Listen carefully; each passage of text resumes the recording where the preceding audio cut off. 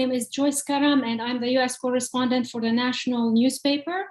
Thanks for joining us today in what promises to be a very timely and vigorous discussion on the Lebanese parliamentary election that has just wrapped up this week. Official results coming in today confirm that Hezbollah and coalition have lost their majority, but it is unclear if any of the other blocs can form a majority. Lebanese forces made gains and are now the largest Christian bloc with 20 seats. Some of the traditional pro-Assad household names were unseated by independents and civil society representatives who now hold around 15 seats. What does this all mean for Beirut, for the economic crisis, for the region, and for the international community? I have an excellent group of analysts and may I call friends to discuss these questions in the next hour. Muna Yaqoubian, Senior Advisor to the Vice President of Middle East and Africa at the United States Institute of Peace, Joseph Bahout, Director of the Issam Fares Institute for Public Policy and International Affairs at the American University of Beirut, and Makram Awais, Executive Director of the Lebanese Center for Policy Studies.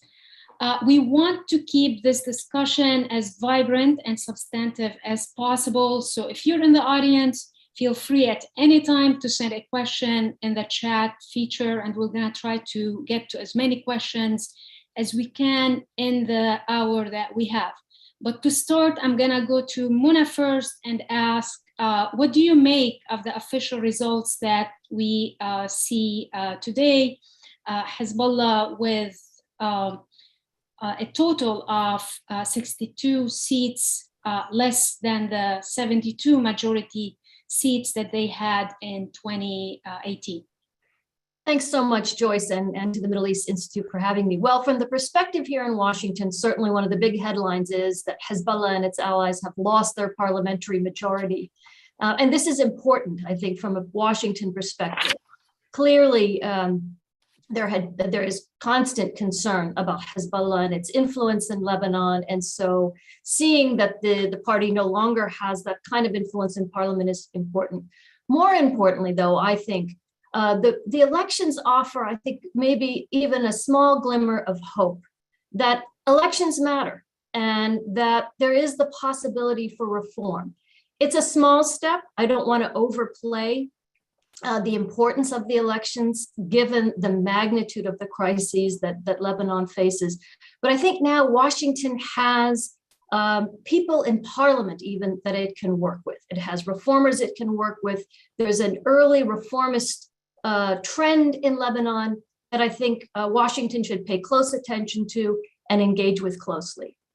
And by that, I imagine you mean the civil society and independent members that have made it to the parliament. That's exactly right. Those who are demanding change, those who are demanding a new, better governance, accountability, an end to corruption and clientelism. Those are exactly the people that Washington should be focused on and should be paying attention to. Joe, do you agree, looking at the makeup of the new parliament? I mean, we are all just still deciphering and figuring out the results. Are there reasons for optimism in the new Majlis and the new parliament? Yeah, first of all, thank you very much for MEI, and thank you, Joyce, and I'm happy to see you again after such a long time. I fear I would be a little bit more, let's say, pessimistic or skeptical than Mona. Not pessimistic, because we still have time for that, for disenchantment. But I would be a little bit more skeptical. First of all, of course, I mean, there's no doubt that the importance of having had election is important. I mean, it's many people were betting on them not happening. They occurred, and they occurred averagely well given the situation in Lebanon and in the region. I mean, other elections in the region. However, before maybe looking at the new parliament, certain things are interesting to note. The very low participation rate, which is low by itself in general 40%. compared to other years, but it's low compared to the very particular climate in Lebanon. I mean, this is the election that happens 3 years after an unprecedented upheaval, popular upheaval in Lebanon, after an unprecedented collapse and after the port explosion. We could have expected that Lebanese would wanted to take revenge in the polls, in the ballot boxes, and this did not occur. We have low participation rates across the regions. Now, this is a double signal, I think, a double message. A message to the political system of defiance, of non-caring, and this we knew. But there's also a message that is more subtle to the opposition forces, telling them your offer is not exactly yet convincing and you have to make your proofs. And the proof will be in their behavior in the parliament. And this is where maybe I would join Mona. Of course, there is a window that is open, but when you look at more closely, and we'll probably talk about that, Joyce, the risk of having an often paralyzed parliament and gridlocks and etc. that could grip the country for a very long time is very high, because more or less, if you take a bird's eye view, you have a parliament that is back to a division along 14 and 8 March line. Of course, this is simplistic. I will sophisticate that maybe later on, but this is a kind of deja vu, I fear. And I fear that the gridlocks that we have already lived in Lebanon in the last 15, 20 years are here to come back. And I imagine, I mean, that do you attribute the low turnout to, the Hariri call for boycott in the election, or is it across? We have 3 types of low turnout. We have a Sunni low turnout that is due mainly to Hariri's withdrawal, Beirut, Saida, West Bekaa, Tripoli. We have a low turnout, and this is very important. I think it's a very vivid signal to Hezbollah and Amal in the south and in Bekaa. In regions where usually participation rates are above 60%, we had 40-45%, meaning that the public of Amal and Hezbollah is telling them, we know you're the dominant force, we're not even interested anymore in, let's say, acknowledging that and applauding that, and we're staying home. And I think that Hezbollah and Amal has got the signal. I don't know what will be the answer to that. Makram, LCPS has followed several Lebanese elections and have been on the ground for a long time. What do you make of this one? When you look at the turnout, when you look at the priorities that could be shaped for the new parliament? Yes, sir. Thank you for having me and for MEI for hosting this event, important and timely event. I guess what I would say is that personally, I would see more than defiance. I would see disillusionment by a large number of the population. The migration is at a record high right now, and many people have felt for the past several years that their level of political efficacy is close to zero. And the first glimmer of hope, if you'd like, has been the out-of-country voters who turned out in relatively high numbers, especially in several countries where a number of new immigrants have taken sort of domiciliation and are working. And I think that this was the first sign that something needed to happen.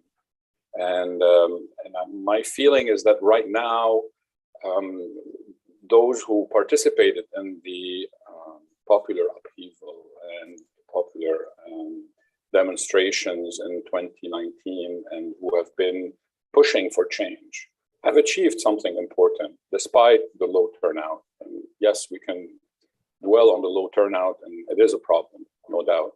But it seems to me that we also have to look at the glass half full, if you'd like.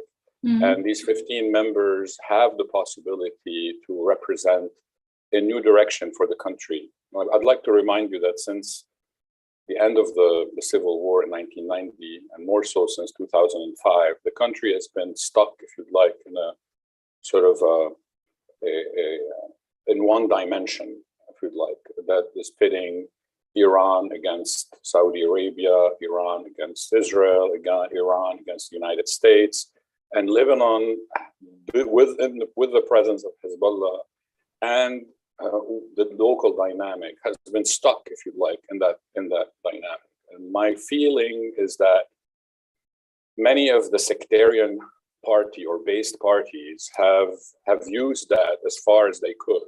Unfortunately, we're seeing a reemergence of that in a more militant way today among the Lebanese forces and Hezbollah supporters.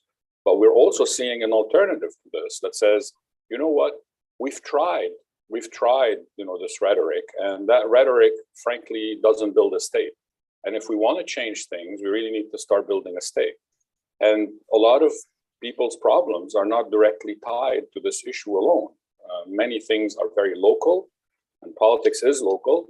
And ultimately, without a state, these issues will not be solved. And so I'm very happy that this is happening. And I really hope, to be very frank, although not very optimistic, that traditional political parties will get a hint and start looking inwards for what they need to do differently to get us out of the problems that we are in. Thank you. Do I hear you saying, I mean, the fact that we've seen, newcomers, names we haven't heard a lot before, about, whether in the South, whether in Tripoli, whether in other places, that they actually unseated members that we've been, as Lebanese, seeing on TV since we were 1 year old. What do you make of the fact that, giants like Deputy Speaker Elir Ferzli, that, Asad Hardan, and others have been ousted in this election particularly? No, absolutely. And I think that is this clear message that we need a different way of doing politics. And this has started in the past decade and is accelerated since 2015. And unfortunately, in 2018, the conditions sort of were such that many people thought that, the gravy train was still around, and ultimately came to realize very soon after that we were going straight for the wall. And it seems to me that this wake-up call has reached many people who've lost everything they have. Just to remind everyone that, the Lebanese pound has lost 90% of its value. 80% of the population approximately is below the poverty line or surviving from remittances from people outside. So the situation is really critical. And it seems to me that those who did end up going and voting for people who are more, I guess, ready to bring about change, did it because they saw that the current leaders aren't doing their job, and this alternative is needed. And so seeing some of these old politicians that have been around for as long as we've been around is a good sign for change and for the modernization of the country. Now the question will be, will we be able to manage the rough seas of regional divisions and keep that problem at bay so that it doesn't sort of engulf us before we do accomplish what needs to be accomplished and have the Lebanese state regain some form of normalcy. Mona, what do you see as the most urgent priorities for this parliament? They're going to be meeting soon to elect a speaker, maybe a new speaker, maybe the same speaker of the House. Just the lay of the land, what do you think are the most urgent priorities? First, let me just say one quick point, because I didn't want to come off as overly idealistic or optimistic, but I think from Washington, where we always hear bad news about Lebanon, I think to Makram's points, that this was sort of a breath of fresh air, however tentative and fragile it is. In addition, I think one of the issues on low turnout, beyond those that Joe pointed out, could be just what Makram was saying, the desperation of the Lebanese people. This is a very different Lebanon from that of 2018, when the last parliamentary elections were held, given the statistics that Makram has laid out. So I think we should always bear in mind that desperation, because if people choose not to vote, they may choose to voice their desperation in much more unsettling ways, resorting to civil unrest and so forth. I think that's always in the backdrop. So what are the priorities? The priorities are going to have to be, of course, beyond electing a speaker, cabinet formation and moving very quickly to implement the IMF reforms. Time is very much of the essence. A very, very difficult situation in Lebanon has now only gotten worse because of the conflict in Ukraine and the impact that is having on global food and fuel prices. So I think the priorities are going to have to be a cabinet formation, a cabinet of technocrats or reformers who are really going to take seriously Lebanon's challenges and move hastily toward the much needed IMF reforms. And then, of course, there's going to be the presidential elections in the fall. My fear, if I could just lay this out, is that we are facing a very fragmented parliament. And I think political stalemate, unfortunately, is on the horizon. That's the fear, that this opportunity won't be seized, and we will see instead more delay, delay that the Lebanese people simply cannot abide.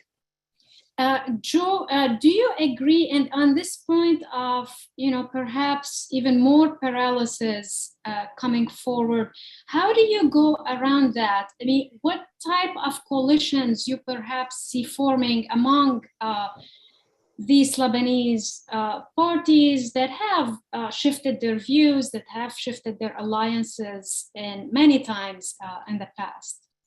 Yeah, this is why, Joyce, I was a bit skeptical. And let me repeat certain caveats. I mean, I don't want to appear as the party spoiler here, but there are some caveats, and Mona just mentioned some. Let's look at the fundamentals, okay? Now, first of all, the Hezbollah's majority to 62, in Lebanon, it's very difficult to put a number at 62. I'm not even sure it's 62. Of course, it's 62 on paper, but where would you put, for example, an MP like, I don't know, I don't want to get into details, Michel Daher in Zahle, or I don't know whom in West Bekaa who's not affiliated. I mean, these people will make bargainings on the spot, on ad hoc issues, where to be on the spectrum, etc. Where is my caveat exactly? If you look at the fundamentals, Joyce, the new rising force in parliament contesting the system is mainly organized around the huge bloc of 22 MPs led by the Lebanese forces. These are not exactly newcomers. These are not exactly the kind of liberal, let's say, reformists that you would maybe hope for. They will very probably exercise a kind of hegemony on the opposition. Now, the rest of the opposition, you have certain very fragile new groups like Taqaddum, like what remains of the Kata'ib, like etc. And you have a bunch of people who are coming from the October 17 revolution. Now, how would you organize the common work of all these people towards a reformist agenda is the first challenge and priority. The second challenge and priority, and this is where I wanted to come to, you will very see and quickly have a double parliament, in fact, a dual level parliament. You will have on the issue of Hezbollah, the weapons, armament, etc., a parliament that is polarized into two big blocks. Here, the 62 figure applies against another bloc that is more or less 14th of March, okay? And this will lead to paralysis and, God forbids, to tension in the street. On all other issues that are of foremost importance for the Lebanese, mainly the socio-economic issue, the nature of the system, civil status, and etc., you don't have neither a majority nor a minority. You have a very scattered parliament in small blocks, and here you will have a lot of tit and tat and bargaining and bickering, a little bit American style if you want. And there probably coalitions will be across the lines that we think of. Just take the banking issue, for example. Within the opposition, you have candidates that have been elected on lists that are openly supported by big bankers in the country that are very well known and that are at the root of the problem. They will face maybe part of the system or of the coalition, of the ruling coalition people in Hezbollah or elsewhere that are on the contrary, probably pleading for certain rights of the depositors. So things are much more complicated. In a nutshell, I would say that on the first level, meaning Hezbollah, anti-Hezbollah, the risk is to have a polarized parliament and thus a blockade, a gridlock, and God forbid, a tension that will reverberate in the street. Like Makram says, also if the regional situation doesn't really resolve soon. And on the other level, you will have a dispersed parliament that is paralyzed because it is dispersed and unable to produce the fruits that are needed. Here I come to what Mona was saying. Look at the calendar. We are already now in the summer. Now there's a new government. Probably the actual one will remain as a caretaker. Then we have the crucial deadline, which is not the government. It's the presidential election in October. And the presidential election this time will not happen easily because of the split in two of the parliament. Probably we will have a long period of stalemate in the parliament, not meeting and not electing a president. If it elects a president, you have a new government, you are already in 2023.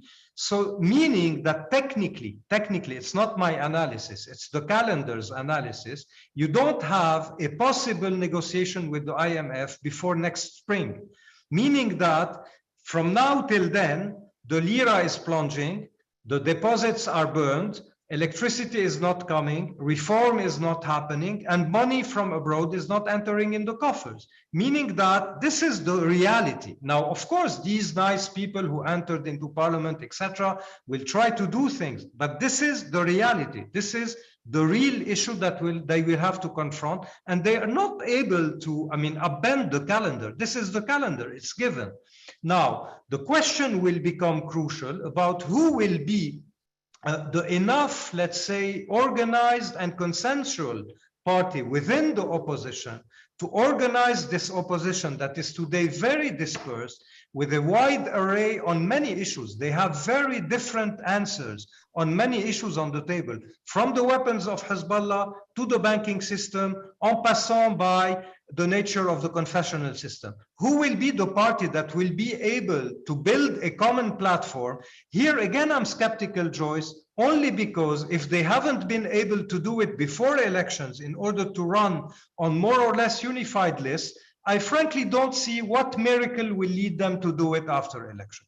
So I don't want to sound very pessimistic, but this is why I'm a bit skeptical, and I'm frankly very happy with what happened yesterday, before yesterday, but I frankly already foresee the sources of gridlock and deadlock. Makram, over to you. Just this morning, I was just looking at the news, and it seems supporters of Hezbollah and Amal already went to downtown and burned down the banner of the revolution. Is this a concern that perhaps what Joe is talking about, the violence and more tension is ahead if these coalitions don't make headways soon? First, I do share many of the concerns that Joseph put forward, and I perhaps would not necessarily place the emerging political actors as squarely in one camp, and that probably will mean either being in no camp or being in one camp on one issue and in another camp on another, and perhaps developing at some point an awareness for the need for a different perspective or different approach. At least that's what I'm hoping for. This will take time, obviously, and may sound a bit idealistic, but ultimately is one way to look at it. Another has to do with the tension in the street. I think that this issue will be used. There's no, as it has in the past when things get tense. The regional dynamic, I think, will have an important role there. And also, my feeling is that political traditional political parties will be, will recur, if you'd like, will go to that option if they're really, really in the corner. But my feeling is that knowing how bad things are for the general public, they'll be hard pressed to use these tools in a sort of random, or as you say, common way. And I think unless they're pressed to the wall completely, they'll need to be careful, because that means that the public will take further steps away from them. And by that you mean you do mean all parties, including Hezbollah, are not gonna, perhaps resort to violence. That would be my reading, unless they're instigating factors, specific instigating factors, or things that have become so critical that they have to do something like this. But I think that on the issue of reform, they're all will be forced at some point to play game, because the voices of those who are reformists in the parliament, I'm not sure will be able to become the kingmaker in some, or queenmaker in this parliament. But my feeling is that you definitely have some leverage there if you are a newcomer there with 15 MPs to really push some issues in ways, if you're able to at least reach agreement on that. And I'm sorry, I'm trying to focus on this dimension, because the other dimension has tested full gridlock, and we haven't been able to make any progress. So I'm trying to think a little bit outside that gridlock and see, okay, so what could be something that may move the country forward. And to be very frank with you, I think that the diaspora has a very, very important role here. I'm just not sure, I'm just not sure why would Hezbollah agree now, or Hezbollah coalition agree now to move on reforms when it hasn't done so in the past few years. So if you can lay out briefly what changed, or what could make Hezbollah calculus change right now. My feeling is that all supporters of traditional political parties are hurting, and the situation are hurting. The population, all the public of the different traditional parties are hurting, and as such, these parties have to find practical ways of getting the country from where it is. It's an untenable situation. And reserves have been depleted, and again, whatever was left over has evaporated. Today, the Lebanese pound jumped since 2 days ago over 3,000 Lebanese pound per dollars. So we're up at over 30,000 mark, which is a huge increase at a time when people would expect the new parliament to at least give some sense of confidence.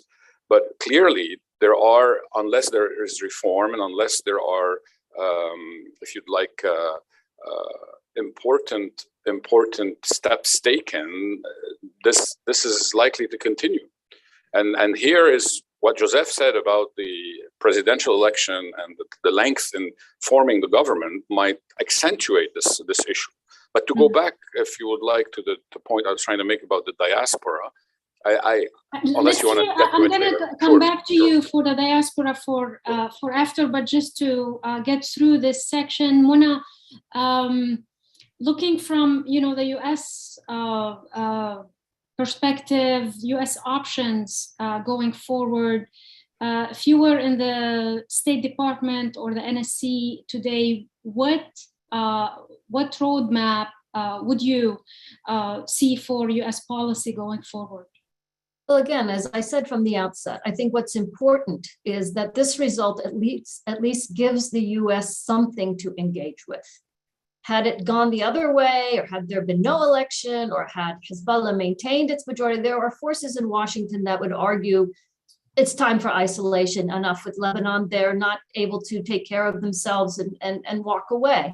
So that's the first point. The second is what's intriguing to me, and I'm not deep in the granular politics of the parliament, is this potential that this new wave of 15 or so MPs can in fact play an outsized role or can play a role different from what we've seen in the past and be more of a leverage or pivot for pushing reform. And here is where I think the US can perhaps play a role. We have to be careful. We have to tread carefully. We can't insert ourselves so much. I don't think that discredits these groups, but we can't walk away either. Can the US perhaps help, encourage, provide training, whatever, for these new parliamentarians? This is something the US does regularly with parliaments around the world, to help them unify, because I think the division amongst independents has been a through line throughout this election period. One wonders, for example, if they would have done even better had they been able to overcome their personality differences and so forth and provide and run on unified lists. So bringing some unity or cohesion to this group of independents and providing, frankly, additional support to Lebanese civil society. Makram has mentioned the diaspora, of course, plays a very important role, but also Lebanese civil society, I think, can and should play an important role in pushing reforms. Again, don't want to sound naive. Stalemate is the name of the game typically for Lebanon, but I do think the stakes are so high that the alternative, if stalemate continues, could be social explosion. And I think that is frankly a threat to all concerned, both entrenched parties and new reformers alike. So the US needs to tread carefully, but think about how to encourage these new forces for reform in Lebanon. I think it's a very important opportunity, and we shouldn't walk away from it.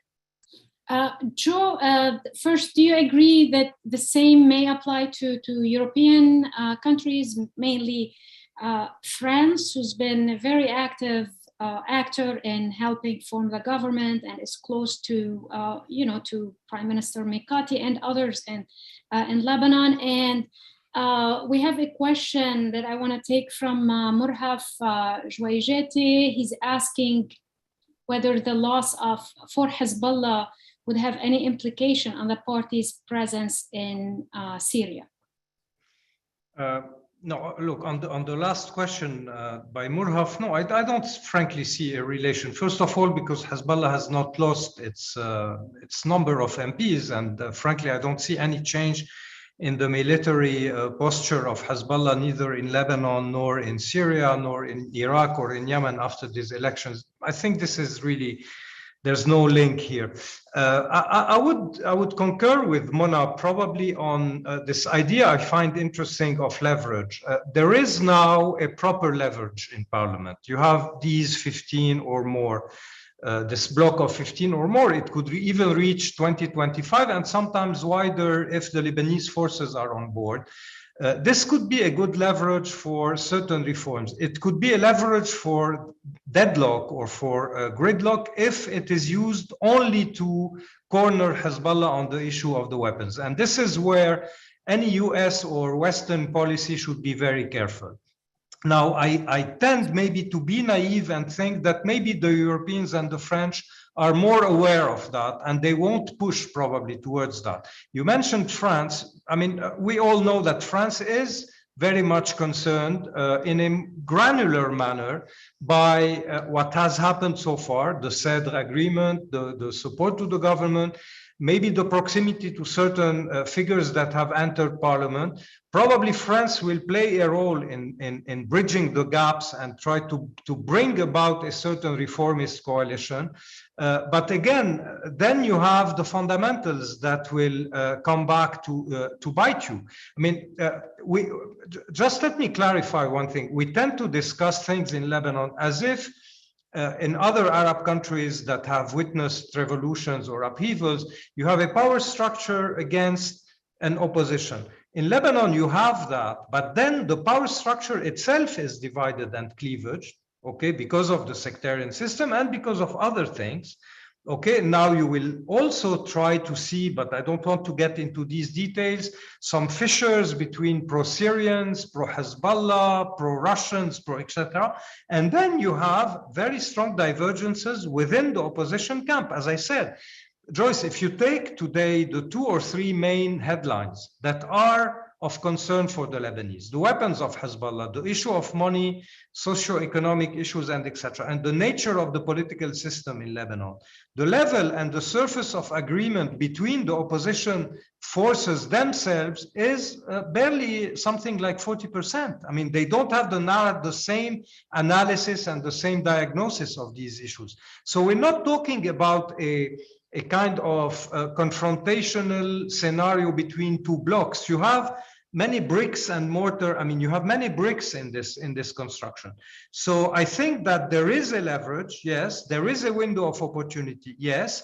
But the time, and Mona said rightly that time is of the essence, the time is not on your side, because as I said, the calendar does not allow you today to open up a negotiation, a serious negotiation with the IMF. Technically, a caretaking government now that will probably last for the 2-3 next months cannot have a negotiation with the IMF.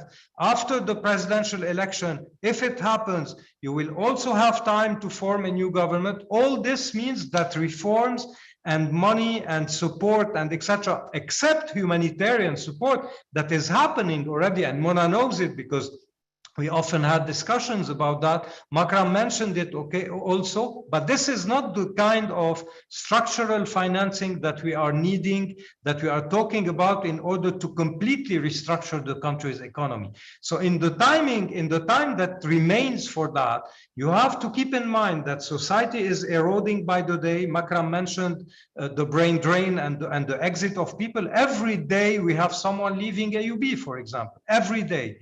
Okay, and in the meantime also you have the regional volatility. What if Vienna doesn't conclude? What if the Saudi-Iranian talks does not reach a level? What if the Ukraine war goes completely rogue and starts to really produce a kind of global tension between players? I mean, all this will reverberate in Lebanon. And as I said, the main party today that is contesting now, confronting Hezbollah in parliament, is a party that has already voiced and expressed its readiness even to go violent in order to stop Hezbollah's hegemony in Lebanon. I mean, we have witnessed that a few months ago, and it could occur again. This is the same party also that voted for, Michel Aoun as president. So they exactly. And now this is the same party, Joyce, that has won many seats in alliance with Walid Jumblat in the Shuf, for example. So this is why I'm saying things are very fluid. It's not a clear-cut majority and minority. Okay. I do agree with you on that. And Makram, I do want you to, if you can go back to the diaspora point. This is I think the highest turnout we've seen from the diaspora in this election.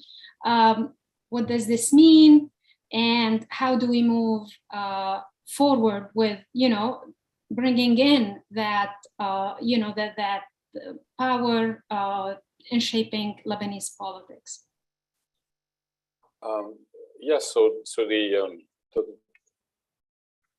to answer this question, I guess one has to go back to the recent departures of thousands of Lebanese.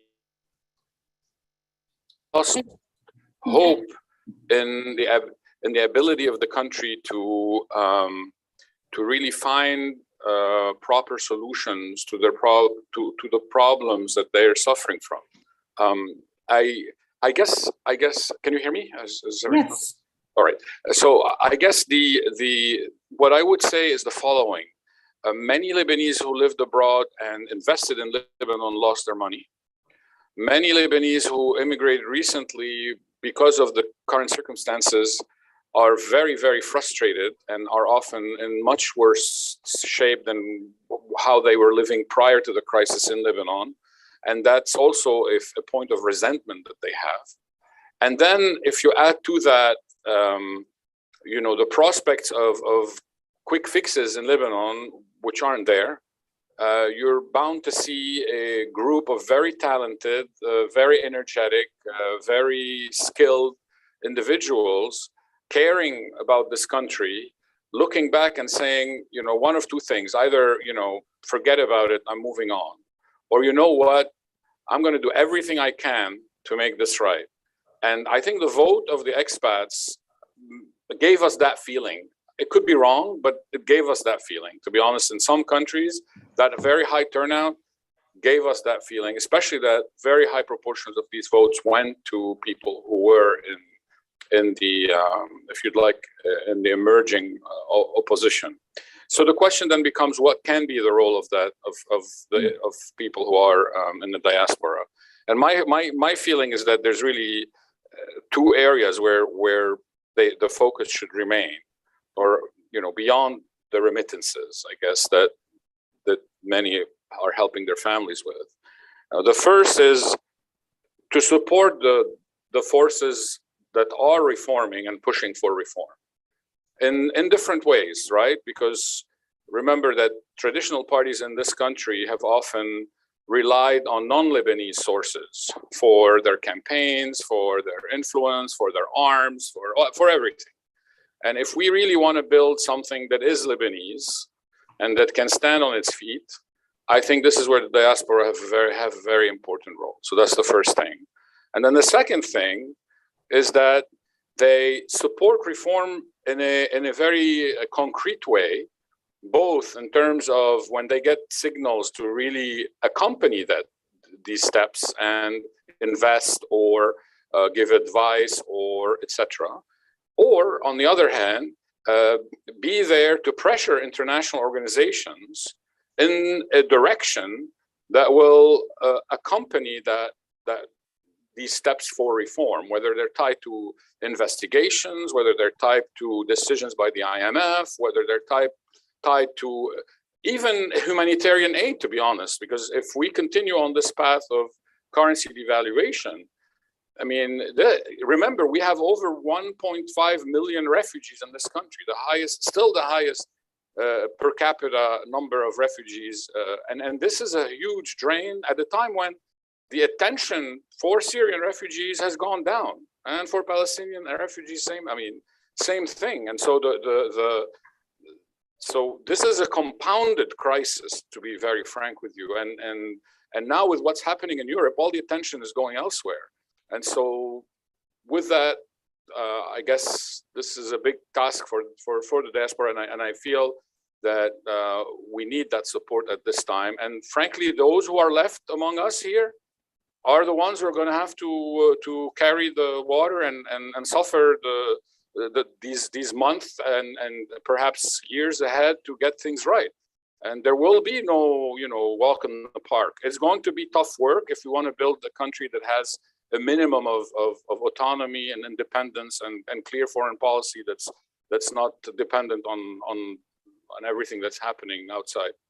Thank you.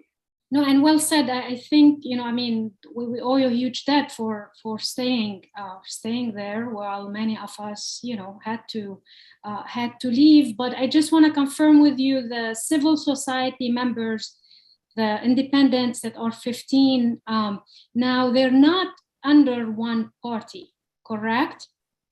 That is correct.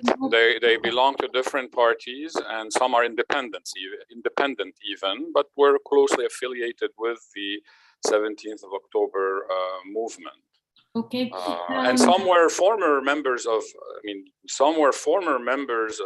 traditional parties and left those parties for different reasons over the years, and have found themselves now with this movement. Mm-hmm. I'm going to move to Muna. Muna, we have a question from May Batlini, and she's asking, how likely is the presidential vacuum in October, and what perhaps can the US or others do to prevent getting to this place, to this void in the presidency? Unfortunately, I think the U.S. has limited influence on this, and I think that I would agree with Joe's analysis that a vacuum is likely. Again, this is the fallback in Lebanon, and the fallback. If anything, given the losses by the FPM, there's going to be a lot of contention for who will play that role in the presidency, and so Unfortunately, I don't know what the answer is to that. I mean, Joe looks like he does, but I think that this idea of a political vacuum in the coming weeks and months is quite likely. What I'd like to say, though, is there are still measures and steps that can be taken to move forward on particular pieces of reform. Even, Joe, some of the elements of an IMF package that have yet to be fulfilled that don't require a government in place, even a caretaker can undertake some of these measures. Those kinds of things have to happen. The other piece that relates a little bit to a presidential vacuum, and I see some questions in the chat about it, are the regional dynamics and the regional tensions and the ways in which regional tensions typically play out in Lebanese politics. There's a real risk of that. The Saudis have invested significantly in the Lebanese forces. I worry that we fall back into the March 8, March 14 like dynamic. It'll be more sophisticated. But I think if Lebanon is to make it through this, efforts should be made, and this includes by the US, to insulate Lebanon from regional tensions rather than playing regional tensions out in Lebanon. And I want to just say one quick thing about Joe's point on Hezbollah. The US typically, our reflexive response is to do everything to go after Hezbollah. I don't think we should be viewing Lebanese policy through a lens of Hezbollah. We should be viewing it through the lens of this is a potential moment for reform in Lebanon. It's going to be a long road. The US needs to have a long-term commitment, but we should step back from the Hezbollah-centric perspective on more policy, try and understand the nuances of what's happening in Lebanon and figure out what can we, the US, do in this interregnum between the parliamentary elections and presidential elections to help build stability and space for these reform elements to actually grow and perhaps have an influence over the long term.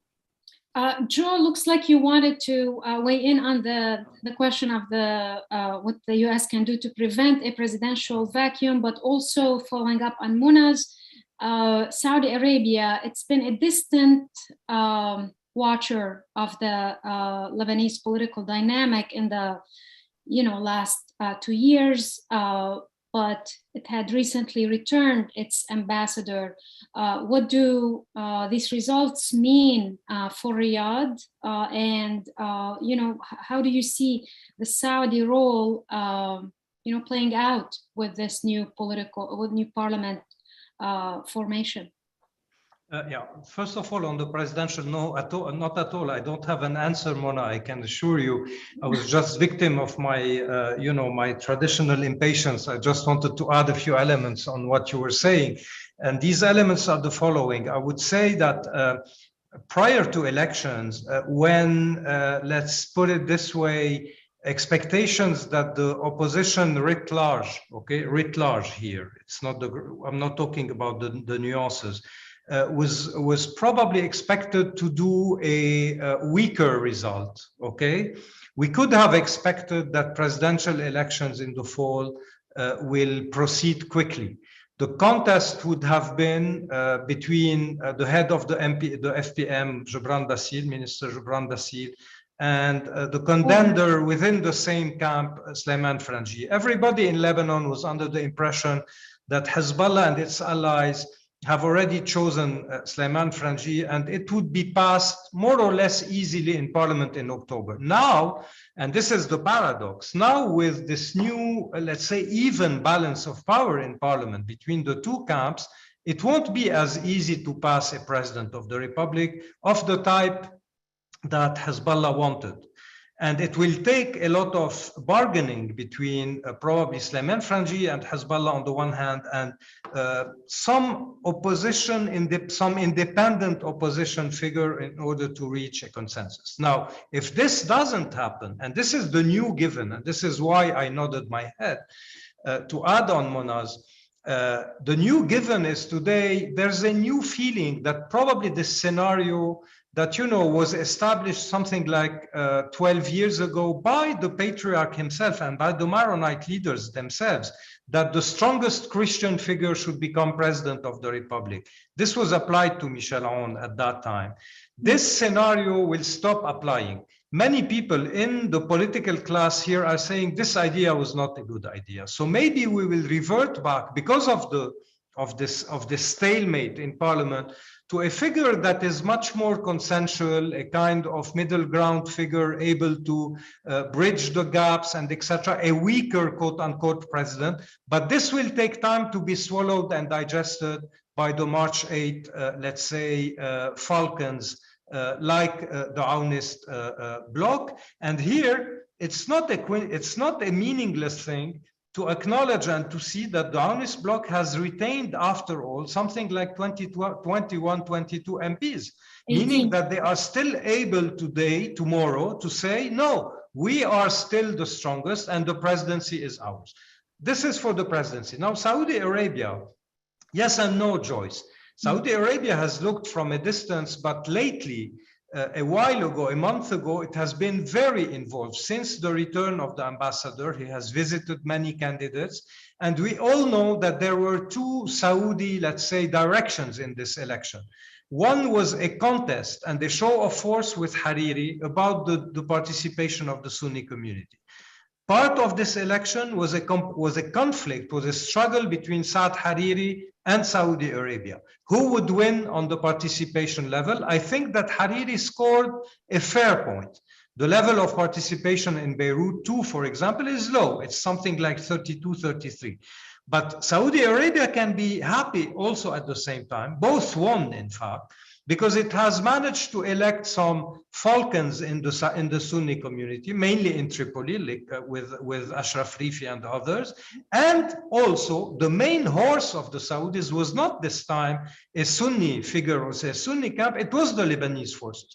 So having today a camp of Lebanese forces with 22 MPs plus satellites around, because many of the opposition, independent, etc. figures are more or less close to this camp, Saudi Arabia has today a kind of leverage also to itself, which is not the same as a potential American leverage to borrow Mona's expression. It is a leverage of Saudi Arabia, and we still don't know how it will be used. And this is where probably having a look and keeping an eye on the Iranian-Saudi negotiation will be key in the coming months.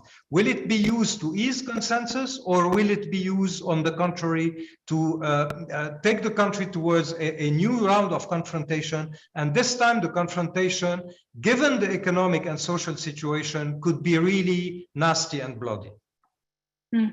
Makram, I want to ask you, very similar question, but about Israel.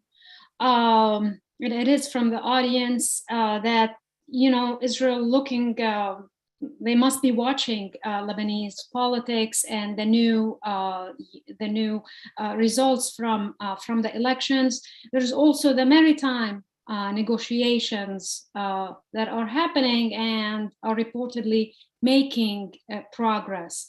What do the results mean for Israel, and do you anticipate any movement on the maritime negotiations with the election of the new parliament? My guess is that it's going to be more difficult because the independent figures that are moving in don't have bargains to cut, don't have concessions to make. And so the position will be, we'll negotiate as hard as we can to get our rights. Now, obviously, things may unfold at some point in a different way, but at least at the beginning, that's what I see. My feeling is that the FPM and others were willing to sort of, find perhaps a different approach to try and get people off sanction lists and things of the sort. But I don't think that those moving in will be willing to put up with that. And that will harden over the overall picture, if you'd like, at least for a little while. So that's, I guess, my answer to that question. Mona, do you agree on that point? And if you look, I want to ask you, if you look at the Sunni street, boycott and all, where do you see, Harirism as a movement, as a force that's been dominant in Sunni politics since the 90s, but seems to be in decline today. Where do you see the Sunni street in Lebanon generally? I think it's in disarray. I mean, I think Harirism, to use your word, is, I think it's a spent political force. I mean, yes, perhaps the boycott made it, did result in lower voter turnout in the Sunni community. But this isn't the answer for Lebanon. And I think, again, trying to understand this as potentially a moment of opportunity, one would hope that what will arise from the Sunni street, because this, of course, given that some of the disproportionate pockets of poverty in Sunni communities, it's all the more important to have an engaged Sunni leadership that is addressing the issues of the community, that is seeking to work within a political system to bring about change. And so that to me sort of suggests that the way forward really is going to be, again, to take the lead from some of these who have hope for Lebanon, who are looking to make a difference. And I hope that hope becomes infectious, and that from that comes also in the Sunni community a new leader that will grasp onto that and bring their community forward as well. And you don't see that leader, the alternative, emerging? I don't immediately know. I think this is going to take time, but that's fine. Thank you. And Joe, how about the Shia street? How about if we're going to look at the election of the Speaker of the House, Berri has been in this position, I believe, since 1992. Do you see him getting re-elected? I mean, unless biology intervenes, yes, very probably, because simply the contest on the Shia scene electorally was only on the participation rate and on the score, the number of votes that Shia opponents got without being elected. It was quite high. And for the first time, you could witness a nervousness in the Shia tandem camp. I mean, Amal and Hezbollah in their behavior. They resorted to violence. They did things that showed that they are not so comfortable for the first time. However, they have not lost one seat, meaning that technically no one will present himself or herself. In fact, all of them are him except Anaya Azzeddin, a former minister from Amal. No one will present himself against Nabih Berri. The question is not if he is the only candidate or not, but how will he be elected this time in parliament? Where will the not 62 Shia or Hezbollah MPs vote, and to whom? There will be a lot of abstention. So probably Berri will be re-elected, but with a very, very, very narrow majority, and with probably a lot of very funny, let's say, scenes and discourses and speeches that day in parliament. And I really am looking forward to see that on TV. But you mentioned before that Hezbollah, despite a few losses here, for independence, and there, they very much maintain. No, they haven't lost a single Shia seat. They have lost seats for allies that are not organically Hezbollah. In fact, it's interesting here. I don't want to get into this granularity, but the figures who have lost in Hezbollah dominant areas are either persons that were quote unquote imposed on Hezbollah's list by Berri or by Syria or etc. I mean, Eli Ferzli, Marwan Khairuddin, etc., etc. So in fact, they haven't lost an organic member of their force.